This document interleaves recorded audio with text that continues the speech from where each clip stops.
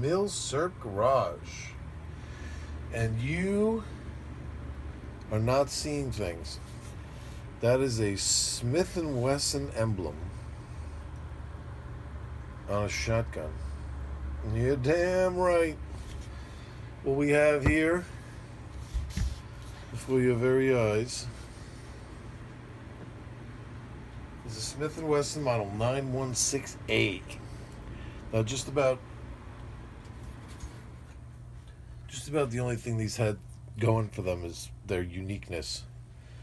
And I wouldn't necessarily say rarity, but let's just say their claim to fame was like a branch on the tree that fell off. Let's put it that way.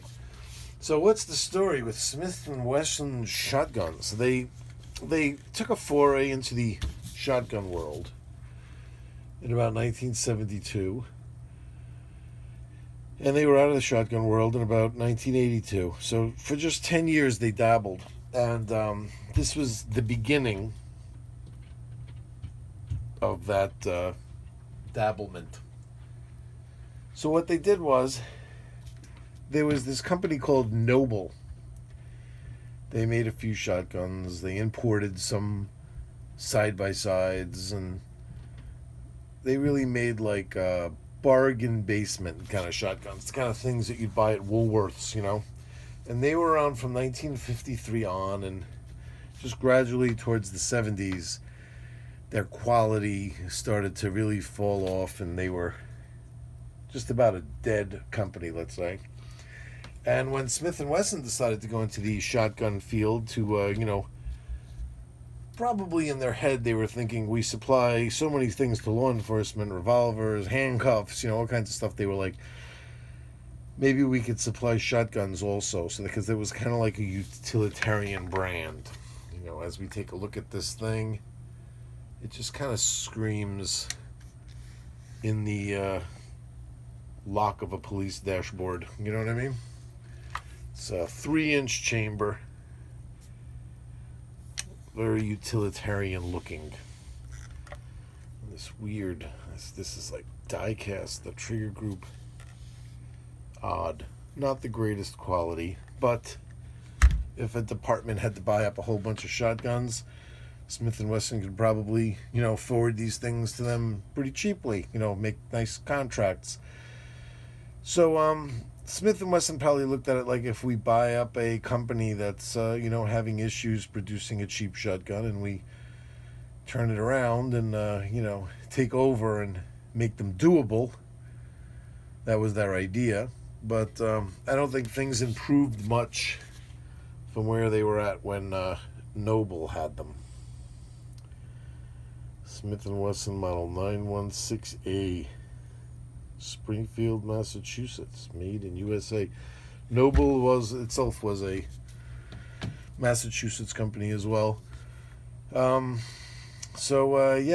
was originally the Noble Model 60, and then Smith & Wesson came along. They rebranded these things the 916. There was a 916T, a 916, a 916T, and a 916A. This is the A. And they didn't do too well. Got to be honest with you. They were recalls for exploding barrels. They were all kinds of stories about how horrible these things were. And, as much as you want to get things cheap for law enforcement and have these nice contracts, you certainly don't want to, have guns exploding in cops' hands. That would be bad. So, I don't really see any issue with this thing. I don't really see any issue with this thing. These are snap caps, of course. I'll put. It sounds a little creaky, but the thing about this thing is, you just really got to mean what you say. When you say you want to reject shells or load it, you got to really mean it. That's all. You just can't. You can't. Gingerly cycle this thing. You got to really mean it. You want to shell out, you got to mean it. You want one in, see what I mean? I didn't really mean that. That I meant. I don't really see an issue with cycling. It shoots good. It hasn't exploded, and to me, it's just a super utilitarian shotgun to just knock around with. And man, when you want to talk about cheap, you could buy these things for like $150 or something. If you could poke around, you could really find these things cheap. This one was like brand new when I got it. It really was. It's like, it really didn't have a scratch on it. I kind of beat it up a little bit. But let's see. This thing was doing horrible for them. So they kept trying. They replaced this with the Model 3000, which was based on an improved Remington 870 design, and a Model 1000, which was intended to compete with the Remington Model 1100. So I guess that was semi-auto. And these were produced by a company called Howa in Japan. But that company got sold. And then Smith Wesson was like, you know what? We're out of here. And they just dumped on the shotgun thing and went back to producing pistols and the like. But left this behind as like a Smith & Wesson shotgun legacy. And I thought it fit in the collection nicely. Because in my opinion, it's good. I like it. I actually enjoy this thing. And come on, nice big fat Smith & Wesson logo on the side. How could you go wrong? Super cheap, and I guess just hit or miss with reliability. If this thing would have been terrible, I wouldn't have even cared to just use it as firewood. I got it so freaking cheap. It was actually part of a deal where there was just kind of like a little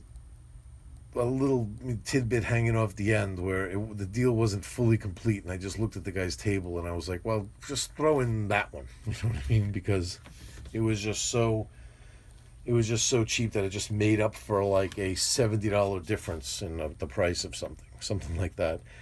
So I got this thing basically for nothing, and really didn't know what to make of it because I had heard they were really junky, but I was really surprised. 3-inch shells. Right, am I wrong about that? What does it say over here? Let's take a look. We'll look together because I can't freaking see. Proof tested 12 gauge 3-inch chamber cylinder bore. Well, where are we? There we go. That's what it says.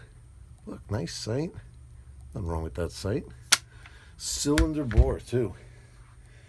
This thing's a real murderous shotgun. 3-inch cylinder bore. Oof.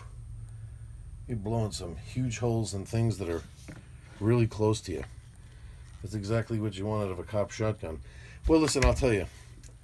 I don't know if I'd trust it as a cop shotgun either. I would definitely want an 870, but for something to just knock around with in your spare time, something that you're not really worried about gouging up or scratching up or dropping or something, you definitely can't go wrong.